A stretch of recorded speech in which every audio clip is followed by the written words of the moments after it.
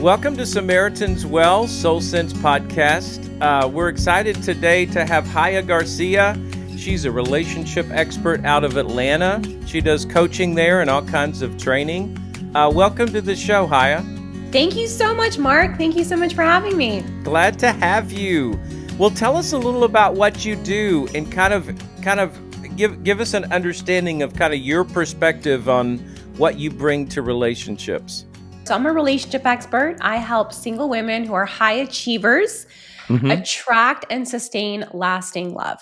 And I do that through two different components. One is teaching and educating how to love yourself, because we can't really love other people if we don't first know how to love ourselves. And we can't even recognize healthy love if we're not practicing it first within our own lives. Because what we attract is not what we want, but who we are. So first, it's about changing the familiarity. What has chemistry and connection is really just familiarity when you study the neuroscience behind it. But if you're not loving yourself, then what feels familiar or with chemistry and connection are actually unhealthy behaviors and approaches. So first, I help women learn how to love themselves. The second component that I do in my coaching is the healthy and unhealthy signs of men during the dating process. So what does narcissism look like on the first date? What does active addiction look like on the first date? And so I give them a really succinct but powerful education that when they go out on dating, they never have to waste a moment of their lives again. Could you tell us a little bit about helping these women, these single women, to love themselves and to overcome, we might call it self-contempt or self-hatred, or, I know it can be anywhere from mild to severe. What are some of the things you do to help them to recognize that and help them with that? Well, self-love is one of those things that isn't taught as a child, but it should have been. Meaning, what American society teaches you by default is you have to go to school and get a straight A or get AA. So it's about basically teaching you that your worth is conditional and that your love is conditional. If you have more money, you have a better body, you get a straight A, you get that good job, now you're more worthy of love. Right. So a lot of it is kind of breaking these horrible patterns that school systems, educational systems, the pharmaceutical companies, the marketing, the whole system basically is taught and selling to women and men as well, but I'm just focusing on my main avatar, that you're really not enough. One is like unlearning all of that. Like you're worthy as is. You're worthy as is. And if nothing changed about you, you're still so worthy of love, and the best love and a healthy love and a stable love. And then a different component besides for the unlearning is like, what are the actions that you're taking in your life now? So it's looking at the behaviors that are observable, the forms of self-talk and communication, as well as unlearning things like basics of lovability and deservability in your life. That's really good, Haya. And I find that, a lot of my clients, whether they're male or female, they're out of balance with this thing we see in scripture: love your neighbor in balance with the way that you love yourself. And I know probably a lot of women you work with, they're trying so hard maybe to impress that next guy or to love that next guy. But if they're not loving themselves in balance, it doesn't work, right? So you're trying to get things into balance that, okay, don't put so much emphasis on performance or comparison. We got to get rid of some of that stuff and come back to, okay, if you really take care of yourself and love yourself, then the other things come into alignment. 100%. In that quote, it's v'ahavta l'recha kimocha, which is Hebrew, and it says, love your neighbor kimocha. Ki is like in Hebrew, mocha, like you love yourself. So that actual scripture is love your neighbor like yourself. And again, if you don't love yourself, then that whole rest of the sentence doesn't work. It's not only imbalance, it's the predication. You cannot truly love someone if you don't know how to love yourself, because you're always reactive and fearful that that person will leave you or not give you what you need or not be available. So then you're always reacting with insecurity or picking fights or eating disorders or overworking or the million of ways that we have unhealthy behaviors that stem from fear or insecurity. So it's not even a balance, it's the predication. Like you don't even know how to sustain business or how to sustain love or how to scale in anything in life if you are too hard on yourself to appreciate who you are and your strengths enough to keep whatever you're trying to reach or gain in a form of longevity, like for life, not just I have a relationship, then it broke, I got a job, then it failed. Yeah, you don't want just a fad diet here, right? You want something where they really move into something that's solid and lasting. So I'm guessing one of the first things you have to help them do is just to recognize it. How do you go about helping them just to recognize, okay, this is there. We have to work on this. So there's two components. If you're not problem aware, then you're blaming. He has to change, she has to change, my Hmm. boss is this. So first it's like you come to yourself and you realize that you are the creator of your whole life. And then how do I make them aware? How do I so if they have to have that awareness in the beginning. And then how do I help them with that is through different components: Okay. forgiveness, acceptance, and protection. So forgiveness is you have to forgive your past. You cannot go into the world and wake up every day enjoying life if you're still angry at your mom or your dad or the guy who abused you or the guy who broke up with you or you're old. You can't. You're too dragged down, even if you're not conscious of it, by the hatred Right. and resentment in your body. Right. So, first, you have to forgive yourself Hmm. for allowing people to have hurt you, maybe before you Hmm. knew how to have boundaries. And also other people. We've all had people do or say things that weren't very great. But if we hold it against them, then we're really attaching to unhealthiness and we become that unhealthiness. Right. Right. And then there's the acceptance, like we started with. You have Okay. to accept yourself as is. If you think you need to change to be lovable, you will always feel unfulfilled and unsatisfied. And you see this in the Hmm. business world so much. People are Hmm. always chasing that next million. Even if they have 7 million, they want 14. If they have Sure. 14, they want 28. And it's great. We should Sure. always grow. But if you're not fulfilled or satisfied while you're growing because you don't Hmm. accept yourself as is or accept your life as is, then you compare yourself to other people and it's always an exchange instead of a relationship. So let me make that a little bit more clear. Sure. If you don't accept yourself as is, you have a lot of insecurity in business or in love. And Hmm. so instead of just developing relationships with people, you're looking for transactions. You're Okay. looking for an exchange. So let's say a woman who doesn't love herself, she will find a man who will then be at first like, oh my gosh, I love you so much. You're the best thing ever. But Hmm. because she was weak, she attracted a dominant man. A dominant man essentially is a controlling man. Hmm. So if she doesn't know how to control and uplift herself because she has accepted herself and her own power, she will find a Hmm. man to be that power. And in the beginning, it will feel so great because it's the void fill. And then not so long after, it's control and dominance. So it's just essential that we learn how to love ourselves as is so we don't exchange, we don't try to get things that we need from other people that actually facilitate less personal growth over time. Yeah, I have to agree with you. I've seen so many really women and men that they have that lack of self-acceptance. And so it's like you said, you're exactly right. It moves to comparison and transactions. Okay, there's something missing in me. I don't accept me. And so I do accept being controlled or I do accept being manipulated. Whereas if we start with that thing of, okay, I have value, I'm going to accept myself and say, just the way I am. You use the term as is, right? I accept myself as I am right now. And then I could see so much more clearly to go, hey, wait, I don't, I'm not gonna go with this control thing or this manipulation. I'm not gonna go with that.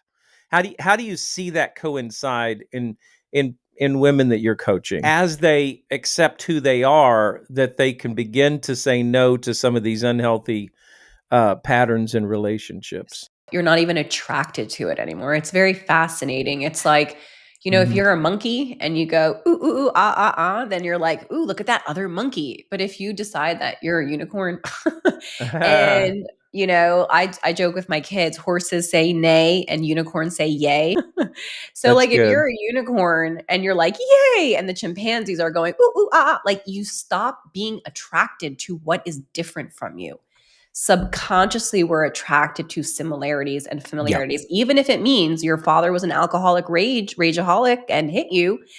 If you did not heal from that and you were still attached to anger and hurt and see yourself as less than, you meet another guy who will have that in your marriage and it feels like the best, deepest, most best connection you've ever felt in your whole life. Hmm. It is a very trippy proof of that we need to change ourselves. So how does it manifest is that when they learn how to love themselves and accept themselves, they stop comparing, they stop feeling like they have to be something or have a man or have more money to feel worthy of living in this world. So when they feel actually worthy and they treat themselves better, they call themselves nice names instead of mean names. I teach people that if you're calling yourselves those kind of names, you're like putting a hex on yourself. You're putting a type of spell on yourself. And until you break that spell, then you're going to be, it's going to be fitting with other people that treat you like that too. And I was just thinking, these unhealed wounds, they're like an empty piece of the puzzle. And you find somebody that fits that empty place, and it, like you said, it's like, oh, this is so great because those wounds aren't healed. Yeah. And it is so much better to be working on that healing going into the relationship than after the relationship is formed. Because Yeah. then, of course, we're going to have two people that have to change for sure, which I get a lot of because I do a lot of marital work. But yes, I get a lot of those people that really haven't done the work on the healing. And so they come in, and both of them have these unhealed things. And they both think this pain after 4 years or 12 years of marriage or whatever is the other person's fault, but they haven't examined the deeper things. They haven't examined mom's alcoholism or dad's raging or this person's adultery or this trauma or this beating or these words that were spoken, etc. And until that's recognized and brought into the light and there's some kind of healing there, then it's going to keep coming up over and over in relationship, isn't it? It's really a trauma bond why these people have been, get married in the beginning.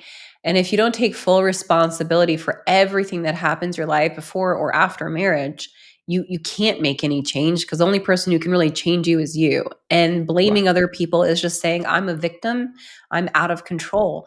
And when we Mhm. feel like a victim and out of control, we don't feel very empowered to make massive change. Well, and I will tell you, Haya, one of the things that I've found is even after, let's just say we see a typical couple that haven't done the work, they come together and now they're coming to me years later and going, help, we're hating each other right now or whatever.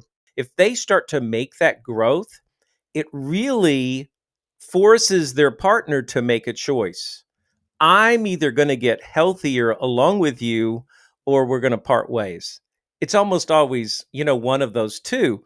And so I've seen a lot of times where that first person, the husband or the wife, really starts to get healthier. And then the second one is like, okay, I can't, obviously I'm not going to be allowed to keep doing what I've been doing if I've been hurting my spouse or whatever. So something has to change. Obviously, sometimes that one person gets healthy and they do part ways. But it can happen even after you get married.